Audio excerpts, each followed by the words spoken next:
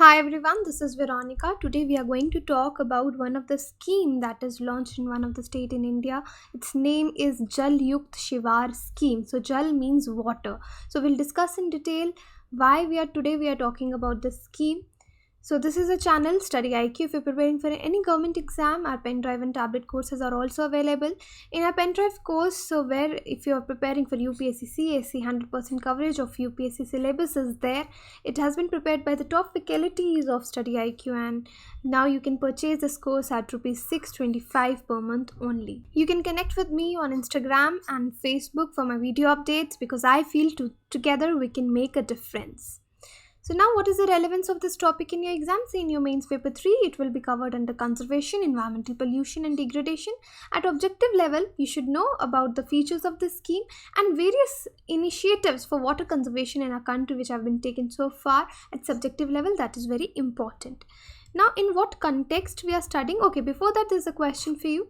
Which state has launched a water conservation project called Jalyukt Shivar Abhiyan? So, this could come in your prelims, such kind of questions. So, you should know about the state. Obviously, you'll get to know once we'll start the discussion. But if you know right now, you can give me the answer in the comment section.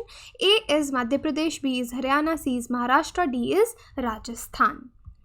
So, now, what context today we are studying this? See, Prime Minister in his latest Mann Ki Baat, he emphasized on the need of water and need for dedicated efforts toward water conservation, and what he said is Jal Shakti, Jan Shakti. So there's water. If we have strength in a water, if we have more water, it will strengthen the population and people. It will give strength to people.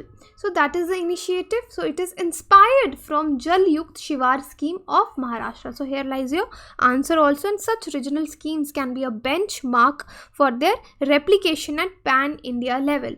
So the key aim of Jalyukt Shivar Abhiyan, their aim is to establish belief that the farmer that every drop of rainwater is owned by him and it should percolate in his land. So this is the belief they should have.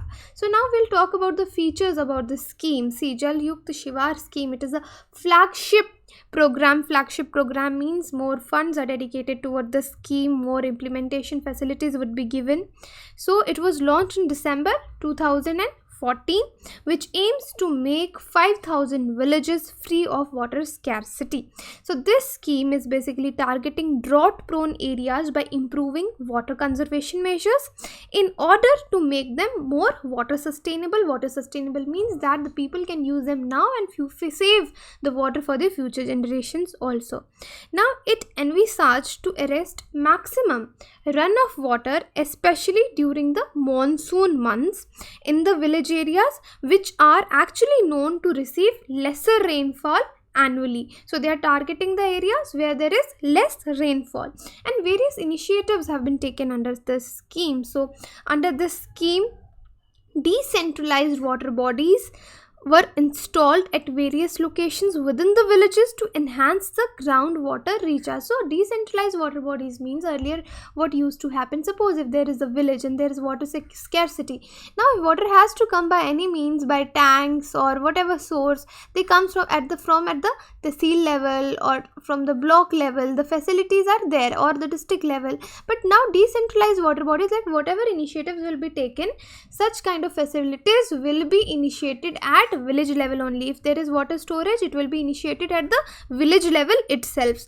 So besides this, it also proposes to strengthen and recreate and revive the water storage capacity and the percolation of tanks and other sources of storage. So they want to increase the storage capacity in the villages.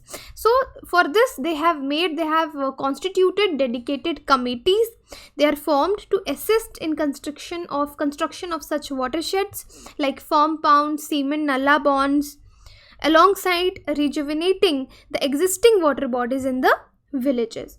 Now the question is, why such a scheme has been launched? Now see, for this is important to know that 82% area of Maharashtra, it falls in rain-fed sector, while 52% of area is drought prone. So this, when it is coupled with natural rainfall variability and long dry spells during monsoons, severely hampers agricultural activities. Our agricultural activities are hampered. So since 2014, hundreds of villages in Marathawad, central Maharashtra and Vidarbha, they have experienced droughts for consecutive years. For example, when this particular scheme was launched in 2014, a total of 23,811 villages, that means there are 36 districts in Maharashtra, so like 26 out of total 36 districts were declared drought hit when this particular scheme was launched.